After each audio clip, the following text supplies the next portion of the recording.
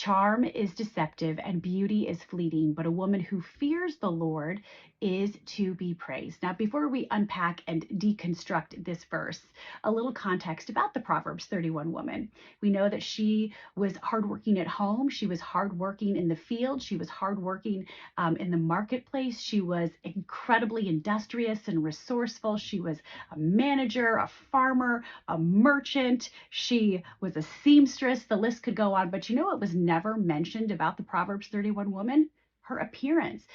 In fact, the most beautiful thing about her was the fact that she feared the Lord. Now, not feared the Lord in a I'm scared of you, God way, but fear as in reverence. She knew who she was, what she was doing, and who she was doing it for. And everything flowed out of that reverence. So, this is a challenge to all of us, men and women, myself included. Let's not allow ourselves to be intimidated by this superhuman, but let's be inspired by her, someone who knew her true worth and value, who revered and feared the Lord, and whose most attractive trait had nothing to do with her appearance.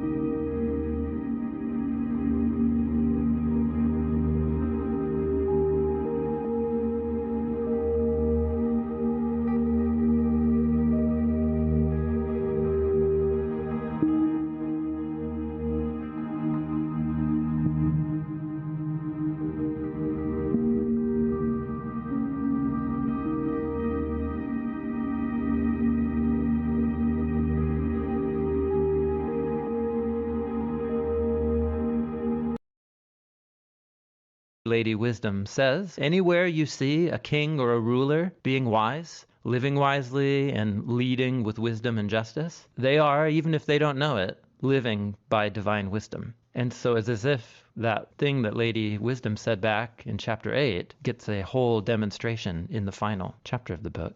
Final chapter of the book also has the epic poem about the wise woman, the Proverbs 31 woman, which I know has a whole history attached to it depending on what Christian tradition you're part of. But that wise woman is an embodiment of all the vocabulary and ideas of Lady Wisdom throughout the speeches in chapters 1 through 9. So it's as if Lady Wisdom is both a bookend for the speeches at the beginning and the speeches that end the book.